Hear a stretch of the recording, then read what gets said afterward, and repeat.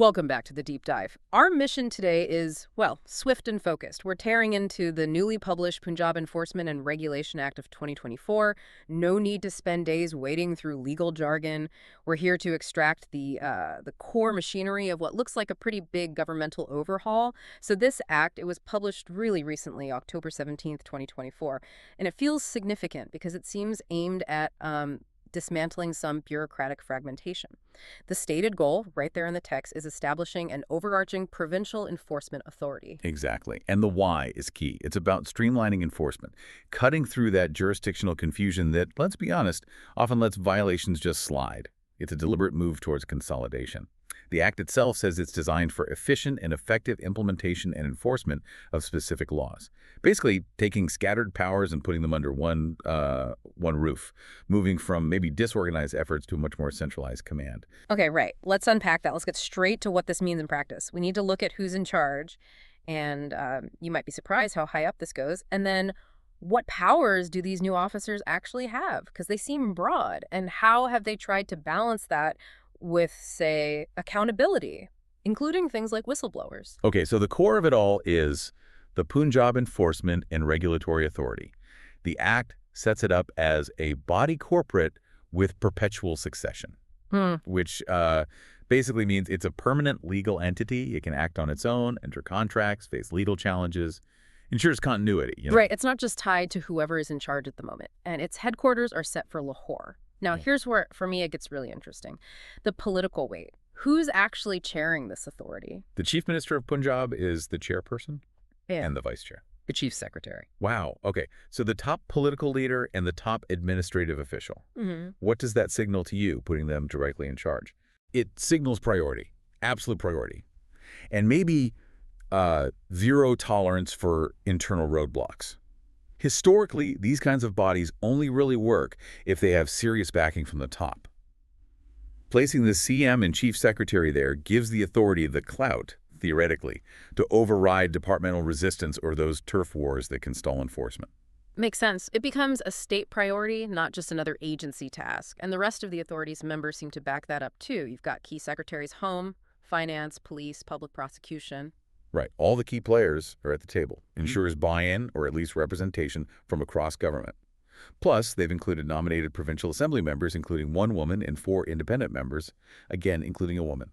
So legislative oversight and some outside perspective baked in. Exactly. But that high-level authority needs feet on the ground, right? So the structure cascades down. You get district enforcement and regulatory boards.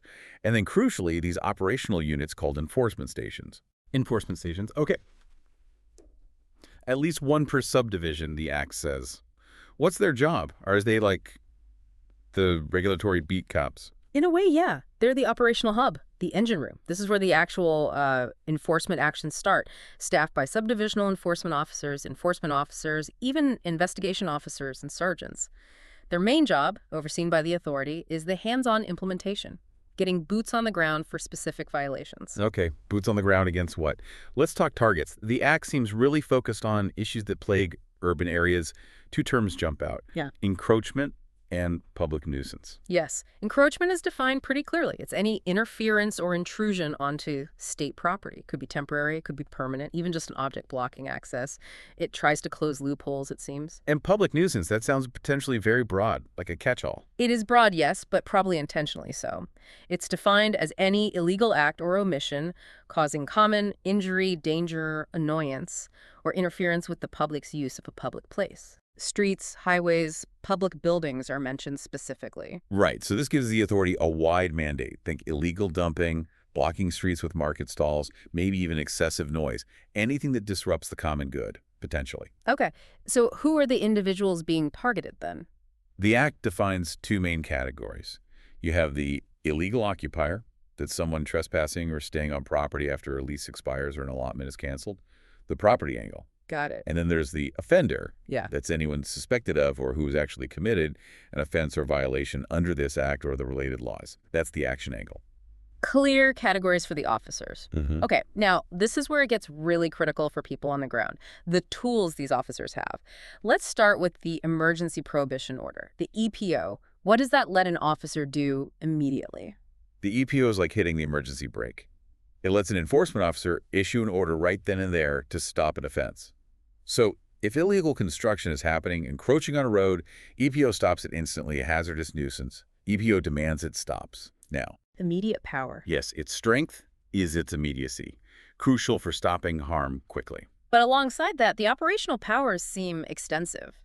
Enter, inspect, search, seal property, seize goods, even arrest based on reasonable suspicion.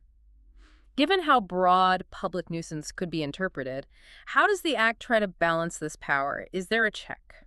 Well, one way is through technology. The Act specifically mentions collecting evidence electronically.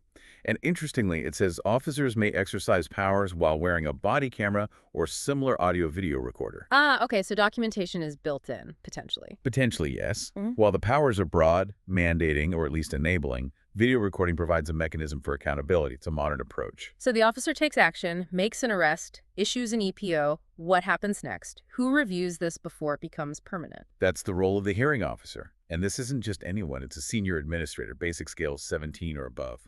BS 17. So for our listener, that's quite senior, like an assistant commissioner level, maybe, an experienced official. Exactly. They're the primary check. They hold recorded hearings, determine if the offense actually happened, decide the penalty, and they can confirm the EPO, modify it, or cancel it altogether before issuing what's called the final absolute order. The absolute order. Okay. And what if that order includes fines or these enforcement costs the Act mentions, and the person just doesn't pay? Well, they've built in a pretty powerful tool for that. Recovery as arrears of land revenue. Right. That phrase sounds serious. What does it mean in practice? It means the debt is treated just like unpaid government taxes. It allows the state to bypass slower civil court processes and use, frankly, quite coercive methods, like seizing property to get the money quickly. So real teeth behind the financial penalties. Absolutely. Plus, any goods confiscated, say, materials used in the illegal activity, can be auctioned off to cover those costs. Okay, so powerful enforcement, quick financial recovery. That brings us to accountability. How does the Act encourage the public to engage or protect people? Let's talk whistleblowers. This seems like a key provision, yeah. The Act explicitly encourages whistleblower disclosure. And crucially, it offers protection. The person making the disclosure is shielded from retaliation, their identity kept confidential, assuming the tip was made in good faith. And can they get rewarded if their tip leads to action? Yes. Rewards are specifically mentioned. If a violation is successfully detected and dealt with because of the disclosure, a reward can be paid. The money comes from a dedicated fund set up by the Act. Interesting. But there's a catch. There is. If a disclosure is found to be frivolous or malicious, basically, if someone is just trying to cause trouble, they can face penalties themselves, up to a year in prison or a fine. So trying to balance encouraging genuine tips with preventing abuse. Okay. What about the person on the receiving end? Someone who gets hit with an absolute order and thinks it's unfair. What's their recourse? There's a formal appeal process. First, they can appeal to the commissioner within 30 days. If they're still not satisfied, they can take it further into the judicial system, specifically the Court of Session, within 90 days. So administrative review first, then judicial review. Correct. It acknowledges the need for speed and enforcement, but maintains the path for independent judicial oversight eventually. There's also a mention of handling grievances within the system, like if one employee has an issue with another's actions. Internal accountability, too. Right. And you mentioned the fund pays for rewards and costs. Having its own dedicated budget seems important for the authority's independence. It really does. Setting up this central fund is kind of the final piece of consolidation. It means the authority isn't necessarily reliant on annual budget fights for its core operations. It covers costs, rewards, enforcement expenses, even refunds. It creates a financial loop, ideally making the enforcement activities self-sustaining to some degree. Okay, so let's pull this all together. What's the big picture here? This deep dive suggests that 2024 Act isn't just tinkering around the edges. It feels like a serious attempt to create a centralized, quite powerful enforcement body focused squarely on public nuisance and state property issues. I think that's right.